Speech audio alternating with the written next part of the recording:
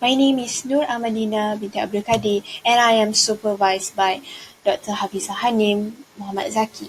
Okay, so today I would like to present about characterization of nickel titanium smart memory alloy. So, begin with problem statement.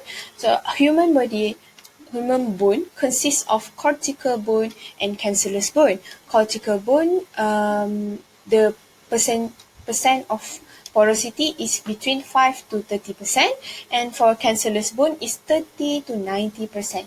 So the challenge to for this project is to produce nickel titanium that has porosity same as cancellous bone.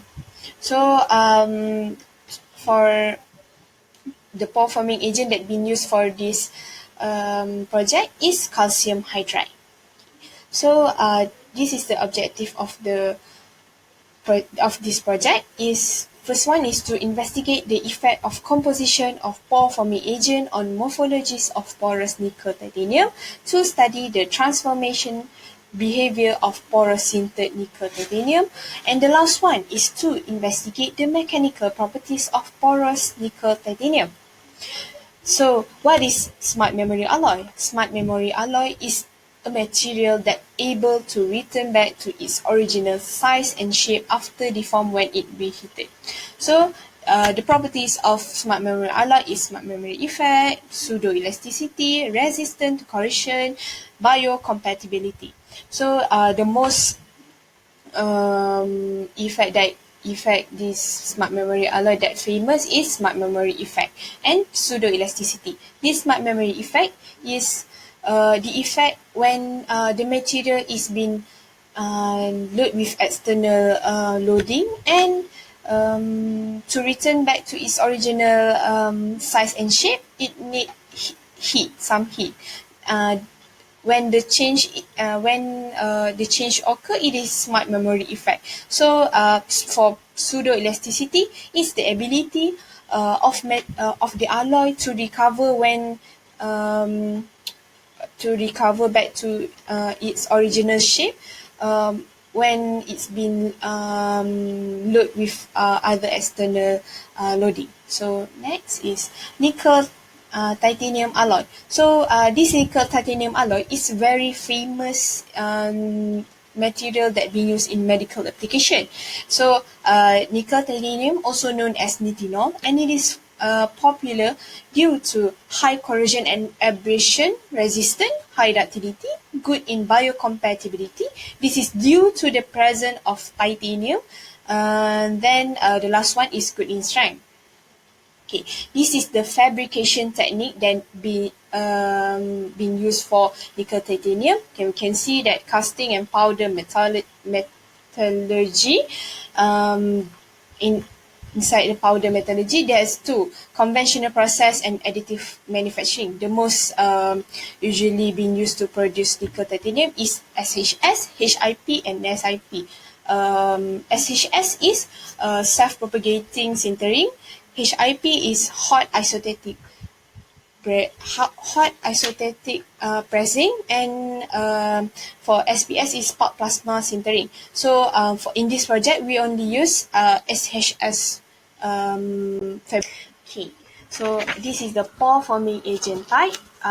In this project, we will use calcium hydride, CaH2, which has high temperature of decomposition. Okay, can see this. This is the example of pore forming agent, but we only use calcium hydride. Okay, we can see the number of particle size and melting point is much lower than compared to others. We can see melting point for alumina and calcium carbonate is much higher, and it will need longer time to heat the furnace. So it's not suitable to be used in this project because the price will be higher compared to calcium hydride as for our pore forming agent. The methodology of this project is first, the powder precursor, which is nickel and titanium hydride, will be characterized first, and then the powder will be mixed and And for compaction, the powder will be compact with calcium hydride. Then the sample will be weight, the density.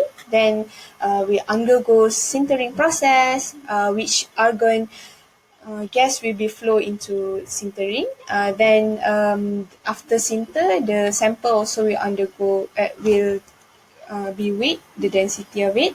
Then the start of characterization process, which the before the sample go to SAM machine, it will be mount and grind. Then for SRD, the sample will be grind and polish. Then the sample also will undergo the SC test, and for the last one, for mechanical behavior test, it will go to compression test. Then we will get the final result. This is the parameter for sintering, which is we will choose 800, 500, and 900. And this is the percentage of pore forming agent. This temperature is being chosen due to the decomposition temperature of calcium hydride is 620, and the temperature and the nickel and titanium hydride to react with each other is around 800 or 700. So this is the pore forming agent percent is being chosen because of if the percentage is higher, it will create a large course of pores and might produce. This is the result in SAM, which nickel powder can be seen that it's much circular form, and for titanium hydride powder is sharp edge and rectangular form. So this is the result in SRD for both powder. You can see that nickel, there are nickel peak that have been observed, and titanium peak. Titanium hydride peak is being chosen for this. This is the result in XRD. There are two. We can see there are only nickel and titanium hydride peak being observed. So it shows that this sample has no contamination. That's why for this project we use titanium hydride because if we use titanium, the titanium is easily oxidized in room temperature. So titanium hydride is much preferable for this project. Okay, so this is a conclusion. To conclude that this project, calcium hydride as pore forming agent will create porous nickel titanium, and this